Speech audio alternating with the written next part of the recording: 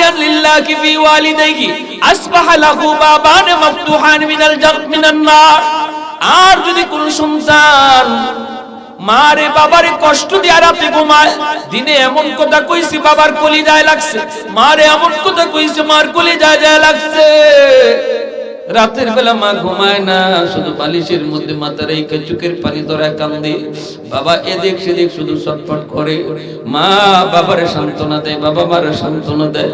আমরা বুড়া হয়ে গেছি, আর এখন কি করব, কয়দিনই বা দুনিয়ার বাঁচবো, রাখো আর মনে কষ্ট নিও না।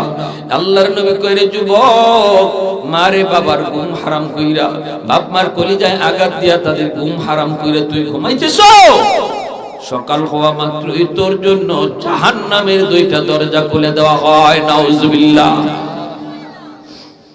এর নাম লেখা। এই জগতে যত আল্লাহর প্রসিদ্ধ ওলিগণ অতিবাহিত করেছে, গুজরাই গেছে, প্রত্যেকেই আল্লাহর ওলির খাতায় নাম লেখাইছেন যৌবনকালে। কারণ যৌবনের ইবাদতে আল্লাহ বেশি খুশি, আল্লাহ বেশি খুশি। আর আল্লাহকে খুশি করার নামই হলো বিলায়াত। ওলি কাকে বলে? যে আল্লাহকে খুশি রাখে। সহজ কথা, আল্লাহর ওলি কাকে বলে? যে আল্লাহকে খুশ রাখে, সেই আল্লাহর ওলি। যৌবনের ইবাদতে আল্লাহ যুবকের উপর খুশি হয়, কারণ যৌবন কালটা হলো এমন একটি বয়স, যে বয়সে যুবক তার মন তাকে গুনার দিকে ডাকে, ঠিক না? যৌবন কালেই গান বাজনা করতে মন চায়, চুরি ডাকাতি, খুন খারাপি, মারামারি, মদ গাঞ্জা, নেশার জগতে অনেক যুবকরাই যৌবনে ডুবে যায়। এজন্য যৌবন কালটা হলো একটা পাগলা ঘোড়ার মতো। এই ঘোড়াটা যেদিকে একদিকে না একদিকে ছুটবেই। পাগলা ঘোড়া যেমন কোন দিকে দৌড় দিবেই, একজন যুবক তার যৌবনকালের চাহিদা হলো দৌড় দেওয়া। এটা ভালো না খারাপ? বেশিরভাগ সময় খারাপের দিকেই দৌড় দেয়। কিন্তু এই যৌবনকালে যে যুবক তার পাগলা ঘোড়ার লাগাম টান দিয়া ধরে, তারে গুনার কাজের দিকে দৌড় দিতে দেয় না। যৌবনের এই পাগলা ঘোড়ার লাগামটাই না যে নিয়ন্ত্রণ রাখে শুধুমাত্র আল্লাহর ভয়ে, আল্লাহ ওই যুবকের প্রতি খুশি হইয়া যৌবনেই তার নাম ওলির খাতা উঠায় দেয়। এই কথাটা আল্লাহর নবী তার ছোট্ট একখান হাদিস শরীফে বলছেন, লা ওয়ারআ কাল কাফি। নবী বলেন, সুযোগ ছিল গুনাহ করার, ক্ষমতা ছিল অপরাধ করার, এরপরেও যে আল্লাহর ভয় করে না, তোমাদের মধ্যে সেই হলো আল্লাহর ওলি, সেই হলো বুজুর্গ, সেই হলো সবচেয়ে বড় পরহেজগার। একজনের গুনাহ করার ক্ষমতাই নেই, তার গুনাহ না করা, আর আরেকজনের গুনাহ করার সব ক্ষমতা ছিল, সব সুযোগ ছিল, এরপরেও না করা। দুইজন বেশ সমান না বেশ কম আছে? বুড়া মানুষ একজন যদি কয় আমি ডাব চুরি করি না, আর একজনে কইব তুমি যে ডাব চুরি করো না, ডাব গাছে উঠতে পারো না, কবে আমি তো গাছে উঠতে পারি না। আর যুবক যদি কয় আমি ডাব চুরি করি না, তারে যদি জিগান আপনি ডাব গাছে উঠতে পারেন নি মিয়া, কইব খালি উঠতাম পারি না, গাছও বইয়া ডাব খাইতামও পারি। ঠিক কিনা? তাহলে বেশ কম আছে না নাই? এজন্যই আল্লাহর নবী রহমতের নবী বলেন, লা ওয়ারআ কাল কাফি। যেই যুবক যৌবনে আল্লাহর ভয়ে নিজের গুনাহ থেকে বাঁচায়, যেই যুবক যৌবনে আল্লাহর ভয়ে নিজের যৌবনকালের পাগলা ঘোড়ার লাগাম টানে, সুযোগ ছিল তার গুনাহ করার, সুযোগ ছিল তার অন্যায় করার, সুযোগ ছিল তার চুরি করার, সুযোগ ছিল তার মুরগি চুরি করার, সুযোগ ছিল হাঁস চুরি করার, সুযোগ ছিল বন্ধুদের সাথে জিনা করার, সুযোগ ছিল তার মদ খাওয়া, গাঞ্জা খাওয়ার। কেউ তারে বাধা দিত না, কেউ তারে দেখতো না, কেউ তার পাশে এসেও দাঁড়াইতো না। এরপর মায়ার নবী, দয়ার নবী বলে, যেই যুবক এত কিছু সুযোগ থাকার পরও যখন আল্লাহর ভয়ে নিজের গুনাহ থেকে বাঁচায়, আল্লাহ পাক রব্বুল আলামিন ওই যুবককে যৌবনে ওলির খাতায় নাম লেখায়। এই যুবক যখনই সে বৃদ্ধ বয়সে উপনীত হয়, বৃদ্ধ বয়সে যখন উপনীত হয়, তখন সে যৌবনের আমলটা ঠিক মতো পারে না। যৌবনে সে 5 ওয়াক্ত নামাজে গেছে, গুনার কাজে যায় না। যৌবনে মন চাইছে তার গানের আয়োজন করতে, কিন্তু আল্লাহর পরে গানের আয়োজন করে না, আল্লাহর ভয়ে মাহফিলের আয়োজন করেছে। যৌবনকালে তার মাথায় টুপি দেখা যায়, যৌবনকালে তার মুখে দাড়ি পাওয়া যায়, যৌবনকালে বাপ মার সেবা করতে দেখা যায়, যৌবনকালে উলামায়ে কেরামকে তাজিম করতে দেখা যায়, যৌবনে সে মুরব্বীদের শ্রদ্ধা করে, মিথ্যা কথা বলে না।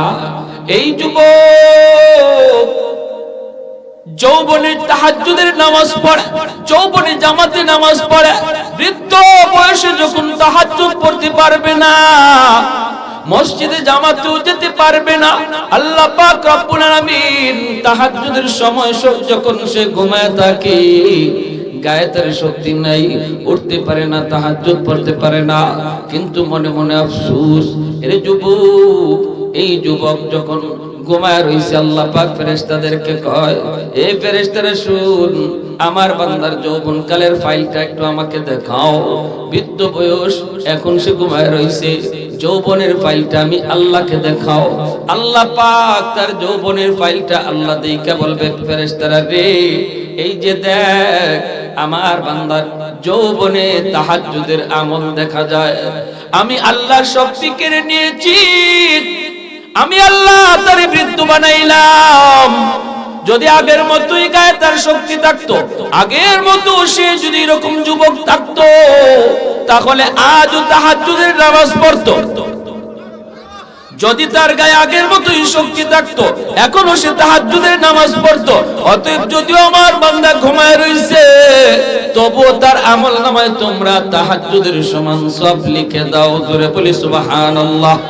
আর একটু জোরে মুসলমানের আওয়াজে বলি সুবহানাল্লাহ। এ যুবক, 5 ওয়াক্ত নামাজ তুমি যৌবনে মসজিদে যায় পড়ছো রে, এখন তুমি মসজিদে যায় নামাজ পড়তে পারো না, তোমার গায়ে শক্তি নাই, তুমি বৃদ্ধ হয়ে গেছো। বৃদ্ধ বয়সে যখন তোমার কোমরে শক্তি থাকবে না, হাঁটুতে তোমার ব্যথা থাকবে, মাথায় তোমার ব্যথা থাকবে, মসজিদে যেতে চাইলে তোমার ভয়, যে কোনো জায়গায় তুমি পড়ে যেতে পারো। এতটা ভয়ের কারণে যখন শরীর উজুর নিয়ে তুমি ঘরে নামাজ পড়বা, আল্লাহ পাক রব্বুল আলামিন বলবে, ফেরেশতারা রে, আমার বান্দার যৌবনের ফাইলটা একটু দেখাও। যৌবনের ফাইলটা দেখে আল্লাহ বলবে, দেখো, যৌবনে তার মসজিদে গিয়ে নামাজের আমল দেখা যায়। অতএব যদিও আমার বান্দা এখন ঘরে নামাজ আদায় করে, তবুও তার আমল নামায় মসজিদে জামাতের সওয়াব লিখে দাও। ইল্লাল্লাযীনা আমানু ওয়া আমিলুস সালিহাত ফালাহুম আজরুন গায়রু মামনুন। আল্লাহ পাক রব্বুল আলামিন বলে, তিনের কসম, জাইতুনের কসম, তুর পাহাড়ের কসম, মক্কা নগরীর কসম, আমি আল্লাহ মানুষকে বড় শ্রেষ্ঠ করে বানাইছি, সুন্দর করে বানাইছি, সকল জাতির ভিতরে মানুষ হলো শ্রেষ্ঠ। আল্লাহ পাক বলে, এই মানুষ যখন বৃদ্ধ হয়ে যায়, কারো কাছে তার কোনো দাম থাকে না। মানুষ যখন বৃদ্ধ হয়ে যায়, যৌবনে তার অনেক শক্তি ছিল, অনেক পাওয়ার ছিল, সবাই তার কথা মানছে। কেউ যদি তার কথা মানছে না, সে শক্তি খাটাইছে, মজলিসে বসে যদি সে কথা বলছে, তার উপরে কেউ কথা বলার সাহস করে নাই। ঘরের মধ্যে সবাই নীরব ছিল, সন্তানও তার কথা মানছে, স্ত্রীও তার কথা মানছে। কিন্তু মানুষ যখন বৃদ্ধ হয়ে যায়, গায়ে যখন তার শক্তি কমে যায়, সমাজের মানুষও তার ঠিক মতো দাম দিতে চায় না। মজলিসে বসলে পরে কয়, মিয়া আগের মতো চিল্লায়ও না, আগের মতো এত আওয়াজ দিয়ে কথা কয়ও না, এখন কিন্তু গায়ে তোমার শক্তি নাই। নিজের ময়লাটা নিজের চোখেই তুমি দেখো না, কাপড়ের মধ্যে ময়লা তাই তুমি দেখো না। ঘরে গেলে পরে বিবিও কয়, এত কথা কয়ও না, একটু কম কথা খাও, এখন বুড়া হয়ে গেছো, আগের মতো বুঝ নাই। ছেলেও কয়, আব্বা তুমি একটু কথা কম খাও, আব্বা তুমি আগের মতো বুঝবা না, সবাই কয়েক কথা কম বলো, সবার কাছে তার দাম কমে যায়, দাম কমে যায়। কিন্তু আল্লাহ পাক বলে ইল্লাল্লাযীনা আমানু ওয়া আমিলুস সালিহাত, কিন্তু যে বৃদ্ধ মানুষটা তার যৌবনে আমল পাওয়া যাবে, যৌবনে তার আমল পাওয়া যাবে, ওই আমলটাকে আমি আল্লাহ তার আমল নামার ভিতরে বৃদ্ধ বয়সে জারি রাইখা আল্লাহ পাক ওই বৃদ্ধ মানুষটারে কেউ যখন দাম দেয় না, আল্লাহ তখন দামি বানায় দেয়। আমর শফি রহমতুল্লাহি আলাইহি, জুনাইদ বাবুনগরী রহমতুল্লাহি আলাইহি, নূর হোসেন কাসিমি রহমতুল্লাহি আলাইহি, শাইখে কাজী নগরী রহমতুল্লাহি আলাইহি, শাইখে কাতিয়া রহমতুল্লাহি আলাইহি, বয়স তাদের যত বাড়ছে তত তাদের মর্যাদা বাড়াইছে কে? আর একটু জোরে বলেন, মর্যাদা বাড়াইছে কে? কারণ যৌবনে তার আল্লাহর খাঁটি গোলাম ছিল, ঠিক কি না? যৌবনে আল্লাহর খাঁটি গোলাম, এজন্য বৃদ্ধ বয়সে আল্লাহ দামি বানায় দিয়েছে, দামি। বুড়া বয়সে তুমি শুধু আফসোস করবে, আফসোস আল্লাহ গায়ে শক্তি নাই, এজন্য আমি পারতেছি না গো মালিক। আল্লাহ যদি গায়ে শক্তি থাকতো আমি তো পারতাম, আমিও এরকম আমল করতাম। আল্লাহ পাক এতটুকু আফসোসকে আল্লাহ বড় পছন্দ করে, বড় পছন্দ করে, বড় পছন্দ করে আল্লাহ পাক। বাইরে মনে রাখবেন, এজন্য বলতেছি আল্লাহ পাক রব্বুল আলামিন কয় বুড়া বয়সে আল্লাহ পাক তোমার আমার আমল নামায় ইবাদতের পেনশন দিয়া দেবে। সরকারে পেনশন দেয় না? দেয়নি না? দেয় না। নির্দিষ্ট একটা বয়স পর্যন্ত, সময় পর্যন্ত যখন সরকারের ডিউটি পালন করে, তখন সরকার খুশি হয়ে কয় তুমি তোমার নির্ধারিত বয়স পর্যন্ত যতদিন গায়ে শক্তি ছিল আমার ডিউটি ঠিক মতো পালন করছো, অফিসে ঠিক মতো আইছো, এখন তোমার গায়ে শক্তি নাই, যাও তুমি ঘরে যাও, তুমি যে ঘরে বসে থাকো, আমি সরকারে মাসের মাস বেতন পাঠিয়ে দেব। এটারই তো পেনশন। আল্লাহ পাক সকল সরকারের সরকার, ঠিক কি না? এজন্য আল্লাহ পাক রব্বুল আলামিন তিনি কই দুনিয়ার সরকার যদি ঘরে বসে পেনশন দেয়, পেনশন দেয়, আমি আল্লাহ আমার ওই সকল বান্দাদেরকে ইবাদতের পেনশন দিব। মসজিদে এসে যারা ঠিকমতো গায়ে শক্তি থাকতে মসজিদে নামাজ পড়ছে, এখন ঘরে নামাজ পড়ে, আল্লাহ পাক তারে জামাতের সওয়াব দিবে ঘরে বসে। সুবহানাল্লাহ। জোরে বলুন। যৌবনে আল্লাহর বান্দা ফজরের পরে কোরআন তেলাওয়াত করত, মাগরিবের পরে কোরআন তেলাওয়াত করত, এখন তো কোরআন তেলাওয়াত আর শোনা যায় না। গ্রামে গঞ্জে ফজরের পরে এক সময় হাঁটলে কত সুন্দর কোরআন তেলাওয়াতের আওয়াজ শোনা যাইত, এখন আর মুসলমানের ঘর থেকে তেলাওয়াতের শব্দ আসে না। শহরে বন্দরে গান বাজনার আওয়াজ বাজে, এখনো মোবাইলের গানের আওয়াজ চলে ফজরের পরে। এ যুবক, যুবক কোন ভরসায় তুমি ঘুমাইতেছো রে? কোন আশা নিয়ে তুমি গান শুনে ঘুমাইছো? তুমি তো জানো না এই রাত আর এই ঘুম তোমার জীবনের শেষ ঘুম কিনা। কত যুবক ঘুমায় আর ঘুম থেকে ওঠে না, জীবনে শেষ ঘুমায় যায়। আমার মসজিদের পাশে ছিল একজন কর্মচারী, সে এরকম ভাবে মানুষের সেলাই করত, টেইলার ছিল, টেইলার। ঈদের রাত মানুষজন যে ভিড় করেছে কাপড় নেওয়ার জন্য, শাটার তো বন্ধ, শাটার খুলে না, ডাকাডাকি করে শাটার খুলে না, ভিতরে গানের আওয়াজ বাজতেছে, মানুষের আওয়াজ শোনা যায় না। শাটার ভাঙলো, মানুষজন কাপড় নেওয়ার জন্য, টাটকা যুবক লাশটা মেশিনের পাশে বইরা আছে, আর সারা রাত যে গান শুনছে, গান এখনো মোবাইলে বাজতেছে। এজন্য বলি যদি গান শোনা অবস্থায় তোমার মরণ হয়, হারাম জিনিস দেখা অবস্থায় যদি তোমার এই রাতে মরণ হয়, আল্লাহ নবী বলে লা ইয়াজনি জানি হিনা ইয়াজনি ওয়া হুয়া মুমিন। নবী কয় হারাম কাজে লিপ্ত থাকা অবস্থায় যদি কারো মরণ হয়, ওই অবস্থায় ঈমান তার সাথে থাকে না, চুরি করা অবস্থায় ঈমান সাথে থাকে না, জিনা করা অবস্থায় ঈমান সাথে থাকে না, মদ খাওয়া অবস্থায় তার ঈমান সাথে না, গান শোনা অবস্থায় তার ঈমান সাথে থাকে না। ওই অবস্থায় যদি মালাকুল মউতের সাথে তোমার আমার সাক্ষাৎ হয়, বলো দেখি ঈমান তো তোমার সাথে গেল না। মুসলমানের ঘরে জন্ম নেওয়ার পরেও তোমার ঈমান সাথে গেল না রে যুবক। চোখের সামনে কত যুবক কবরে চলে গেল, লেখাপড়ার সাথে কবরে চলে গেল, খেলাধুলার সাথে কবরে শুয়ে রইল। আজকে একটু তাকাও, মানুষ তো বৃদ্ধ হওয়ার টাইম পায় না, সাদা দাড়ি সাদা চুল মানুষ আজকে পাওয়া যায় না। বের হলে শুধু যুবক আর যুবক, মুরব্বী মানুষ সমাজে আর খুঁজে পাওয়া যায় না। কারণ কি? কারণ হলো মানুষ মুরব্বী হওয়ার টাইম পায় না, গড় আয়ু মানুষের কমে গেছে। আওয়াজ দেয়া বলে ঠিক কি না? যৌবনকালে কবরে ডাক, যৌবনকালে কবরে ডাক চলে আসে। এজন্য কোন ভরসা, কোন আশায় তুমি গুনার কাজে এখনো মগ্ন, যেখানে আল্লাহ পাক কুদরতি হাত নিয়ে তোমাকে ডাকতেছে, যুবক যাস না যাস না, আয় আমি আল্লাহর দিকে আয়। ইয়া আইয়ুহাল ইনসান মা গাররাকা বিরাব্বিকাল কারীম। বান্দা তোরে কোন জিনিসে তোরে আমি আল্লাহ থেকে ভুলায় দিল, কোন জিনিস তোরে ভুলায় দিল? এত মায়া করে তোরে আমি আল্লাহ বড় করলাম, মায়ের পেটে আমি তোরে খানা দিলাম, বের হওয়ার পর তোর দাঁত ছিল না, আমি আল্লাহ তোরে দাঁত দিলাম, হাত ছিল ধরবার ক্ষমতা ছিল না, আমি আল্লাহ তোরে ধরবার ক্ষমতা দিলাম, পা ছিল হাঁটবার ক্ষমতা ছিল না, আমি আল্লাহ তোরে হাঁটার ক্ষমতা দিলাম, মুখ ছিল কথা বলার শক্তি ছিল না, আমি আল্লাহ তোরে কথা বলার শক্তি দিলাম। এখন তোরে কোন জিনিসে আমি আল্লাহ থেকে ভুলায় দিল, কোন জিনিস তোরে আমি আল্লাহ থেকে ভুলায় দিল? এজন্য বলি যুবক, যৌবন কালটারে তুমি কদর করো, যৌবন কালটারে তুমি কদর করো।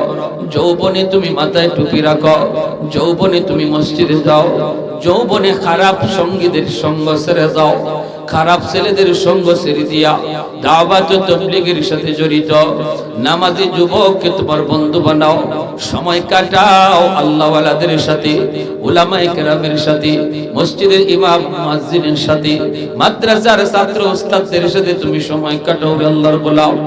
দুনিয়ার জগতে যেই মানুষ যার সাথে সময় কাটায়, কিয়ামতের ময়দানে আল্লাহ পাক দুজনকে হাজির করে কয়, একজন আরেকজনের কৌতুক সে কেমন ছিল।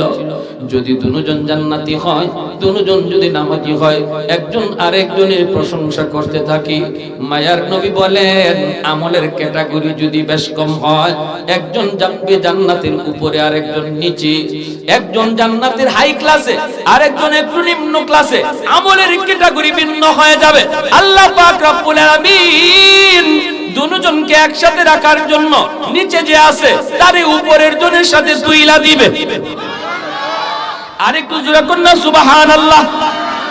এজন্য বন্ধু যদি তোমার ভালো হয়, সে যদি জান্নাতে যায়, তোমার যদি কিছু ভুলও থাকে, আল্লাহ দুজনকে একসাথে রাখার জন্য তোমাকে তার সাথেই মিলায় দিবে।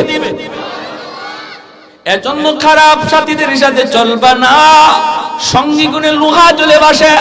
যদি খারাপ ছেলের সাথে চলো, তুমি ভালো করে সন্তানও তুমি খারাপ হয়ে যাবা, ঠিক কিনা? জোরে করে ভালো করে সন্তানও তুমি খারাপ হয়ে যাবা। বাবা কোনোদিন তোমার খারাপ চায় না, মা কোনোদিন তোমার খারাপ চায় না রে যুবক। সর্বদা বাপ মা সন্তানের ভালো চায়। যখনই তোমাকে কোনো আদেশ দেয়, উপদেশ দেয়, এটা তুমি অক্ষরে অক্ষরে মাইনো, এটা তুমি পালন কইরো। যদি না মানো, একদিন নিজে বুঝবা জীবনের কত বড় ভুল তুমি করছো। এখন বুঝবা না, সামনের জীবনে টের পাইবা। কারণ বাপ মা হলো তোমার জীবনের পাওয়ার হাউস। পাওয়ার হাউস থেকে যদি লাইন ওকে করা হয়, তাহলেই তো বাতি জ্বলে, ফ্যান ঘুরে। এই যে বাতি লাগাইলাম, জ্বলবে না। লাইট আমরা ফ্যান লাগাইলাম, চলবে না। যদি পাওয়ার হাউস, কারেন্টের পাওয়ার হাউস থেকে লাইন যদি ওকে করা না হয়, ঠিক তেমনি ভাবে তোমার আমার জীবনেও আল্লাহ পাক কিছু বাতি লাগায়া দিয়েছে, আর বলছে, বান্দারে তোর জীবনের পাওয়ার হাউস হলো তোর বাপ মা। ওই মা বাবা থেকে জীবনের বাতির কানেকশন কইরা নেও, আমি আল্লাহ তোমার জীবনের বাতিগুলা জ্বালায়া দেব। জীবনের বাতি যদি জ্বালাইতে চাও রে গোলাম, মা দোয়া লাগবে, বাবার দোয়া লাগবে। বাপ মার কলিজায় ব্যথা দিয়া জীবনে কোনোদিন বাতি জ্বালাইতে পারবা না। অন্ধকার অন্ধকার থেকে যাবে।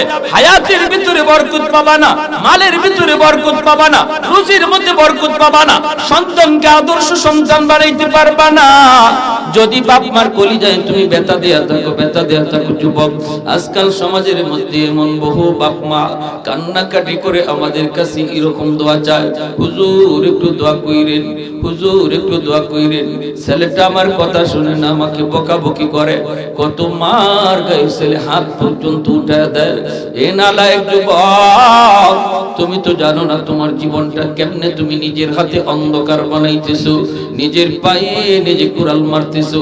আল্লাহ সব সইতে পারে, কিন্তু বাপ মার চোখের পানি আল্লাহ বরদাস্ত করতে পারে না।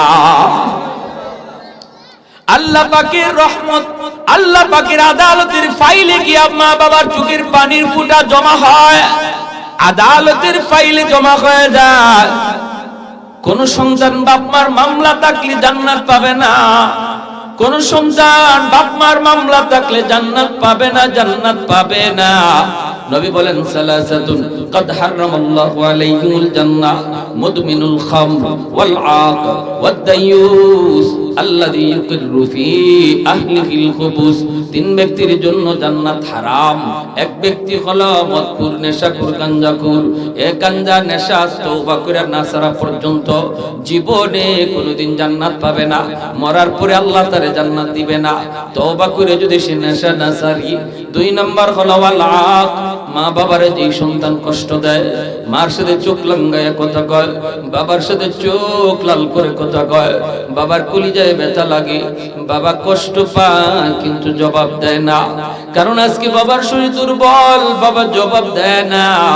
বাবা তখন কষ্ট করে, বাজান রে একদিন তুমি ছোট্ট ছিলা, কত আবদার তুমি আমাকে করেছো, রিকশায় নিয়ে নিয়ে তোমাকে বাজারে বাজারে ঘুরছি, শহরে শহরে ঘুরছি, কত আবদার তুমি আমাকে করেছ, কোনদিন বাবা রাগ করি নাই, তোমাকে ধমক দেই নাই, রিকশা থেকে ফালায়া দেই নাই, তোমাকে আদর করে করে আদর করে করে বুঝায় অন্যদিকে মন ঘুরায় দিছি।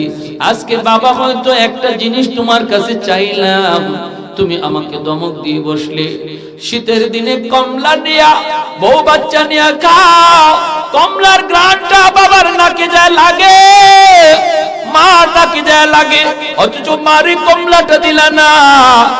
বুড়া মা চোখ থেকে পানিটা ফেলায় কই, মালিক জীবনে কোনোদিন নিজে আগে কমলা খাই নাই, আমার সন্তান যখন ছোট্ট ছিল তার আব্বা যখন কমলা নিয়ে আসতেন, কমলাটা সুলাইয়া সুলাইয়া আমি আমার সন্তানের মুখে আগে দিতাম। আজকে আমার সন্তান বিবি বাচ্চা নিয়ে, বউ বাচ্চা নিয়ে কমলা খায়, আমি মারে একটা কমলা দিল না, কমলার গ্রানটা আমার নাকে যায় লাগলো। যদি এক ফোঁটা চোখের পানি মাটিতে পইরা যায় রে যুবক, তোমার জিন্দেগি বরবাদ, আখিরাত বরবাদ। আল্লাহর আদালতের ফাইলে গিয়ে তোমার বিরুদ্ধে মামলা জমা হয়ে যাবে। এ যুবক, এজন্য মারে বাবারে কান্দায় তুমি রাতে ঘুমায়ো না। মায়ার নবী কই, মান আসবাহা মুতিয়ান লিল্লাহি ফি ওয়ালিদাইহি আসবাহা লাহু বাবান মাফতুহান মিনাল জান্নাহ। রাতের বেলা কোন সন্তান যদি মারে বাবারে খুশ কইরা ঘুমায়, একটু খুশ কইরা ঘুমায়, মারে একটু আনন্দ দেয়, বাবার একটু খুশি করে ঘুমায়, সকাল হওয়া মাত্রই আল্লাহ তার জন্য জান্নাতের দুইটা দরজা খুলে দেয়। ওমান আসবা, জন্মরে যুবক মনে রাখো, বাপ মা কোনোদিন তোমার ক্ষতি চায় না, খারাপ চায় না। যদি কই ওর সাথে চইলো না, এর সাথে যাইও না, কারণ তোমার বাবা জানে, তোমার মা জানে, ওর সাথে চললে তুমিও খারাপ হয়ে যাইবা। তুমি হয়তো এখন বুঝতেছো না, এক সময় বুঝবা। বাইরে বন্ধুরা জন্য বলতেছি না, যুবক যৌবনে যদি তুমি এইভাবে মানুষ চিন্না সময় পার করো, খারাপ লোকের সঙ্গ ত্যাগ করে ভালো ছেলেদের সাথে সময় দাও, আর আজান হলে মসজিদে যাও, মাসে মাসে তুমি 3 দিনের জন্য তাবলীগের সময় দাও, তাহলে আল্লাহ পাক রব্বুল আলামিন তোমার উপরে তো খুশি হয়, তোমার কম আমলে আল্লাহ খুশি হইয়া ওলির খাতায় নাম উঠায় দেয়।